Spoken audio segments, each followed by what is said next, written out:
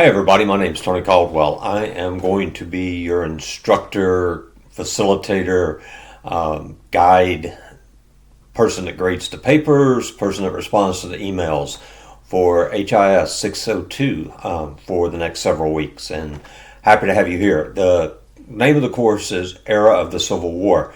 And it's an interesting name for the course because a lot of times students select courses on the name and they don't really read the background of what the course is about. So if you are here thinking, oh, awesome, we're going to talk a lot about troop formations and the way, Sherman marched this direction instead of that direction, or the mistakes made at the Gettysburg, or those types of things, not going to have a lot of that. We'll have some of it around the middle of the course, probably around modules, 5 and 6. But a lot of what this course is built about is the things that led up to the Civil War, and then the fallout after the Civil War as we get towards the end of the course.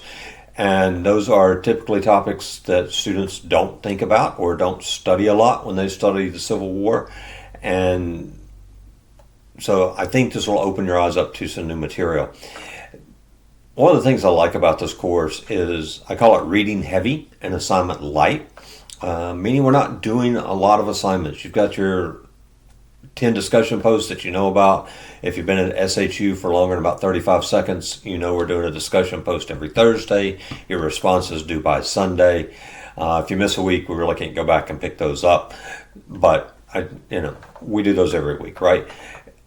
There is a historiographical essay due at the end. You will either moan or cheer when I say that. I kind of feel like it's like a Slim Jim. You either love doing a historiographical essay or you hate it. There's not a lot of people that will tell you a Slim Jim's okay, but they're not real thrilled. It's always a love-hate relationship, right? So we do have that coming up. There's only 2 book reports. That doesn't mean that there's not a lot of reading. It's a graduate level class. We're at SNHU. You're going to have a lot of reading every week. Some of it will be more interesting than others, depending on what your particular topics of interest are and how you approach that. I'd ask you to keep an open mind as we walk through it. Just a quick word on the historiographical essay. It is really tough to do any of those on the lesser figures of the time. If you're wanting to do Grant, Lee, Davis, Lincoln, those kind of folks, it's pretty easy to find the materials. It's not as easy to find on some other folks out there. So as you start to think about what you want to do your historiographical essay on, kind of keep that in mind. The Civil War is an interesting period of time. When I was growing up, they were building the Vietnam Memorial in Washington, D.C., and the young lady that designed it said that she made it this black scar in the ground, and it was to symbolize a wound that our nation had. And while that may be accurate, I've always felt like that better suits the Civil War. That's really the deep wound that has taken, over 150 years, and we're still not clear of it. It's still one of the most studied, most contentious parts of our history. And I say that to ask you to bring an open mind to the materials and an open mind to this. It is very easy to get caught up in what is called presentism, meaning I take my values today and my judgments today and impose them on whatever period of history I am looking at.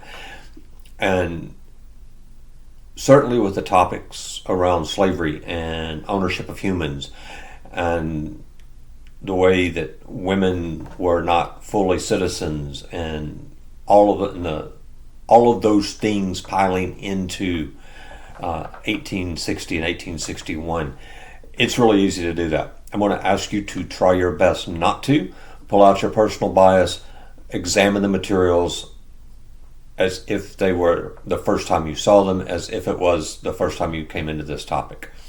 I do think that will help you throughout the class kind of understand the materials better. Kind of my last thought on the history of the Civil War here in this era. In my opinion, the American Revolution was not over when Cornwallis refused to surrender to Washington at Yorktown, sent his second out, all that good stuff, right? To me, that's not where the nation came together.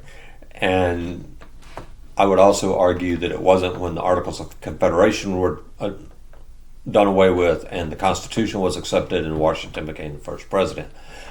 In my opinion, and that's what it is, happy to have a discussion on why and wherefore. In my opinion, the Civil War was the last act of the American Revolution. The Civil War ending, going through Reconstruction with the Reconstruction Amendments coming out of that, that really set the stage for what the nation had the potential to become. And without that Civil War, we would not have been one nation, because up to that point, it was kind of thought that the states were more important than the federal government. And if you think about how we look at it today, that's a complete reversal today of that position in 1860. And originally the Confederate States thought they might just be able to pull out and not really have to get into too much of a fight. Nobody had ever pulled out of the nation before, but there wasn't anything in the Constitution saying they couldn't, right? So there was always that line of conversation, which kind of makes for some interesting fireside chat and just kind of philosophical conversation. So anyway, my opinion, this course brings us to the end of the revolution, finally, and from here the nation can launch out and become a more robust, better nation that we all enjoy today. So that's my opening thoughts. Hope you enjoy the term. Be sure to read all the announcements that come out on week one. There's a lot. There's pretty much one every day. Make sure you read them all. There's some good information in there about how I run the class, what I'm looking for. There's also some of that in my own introduction discussion in week one. I set the stage a little bit there as well. As always, if you have questions, reach out m.caldwell@snhu.edu. I tend to answer emails within a day, so we can have an email discussion. If you need more help than that, then we can set up some time and do a video chat. Once again, happy to have you on board and can't wait to see what you produce this term.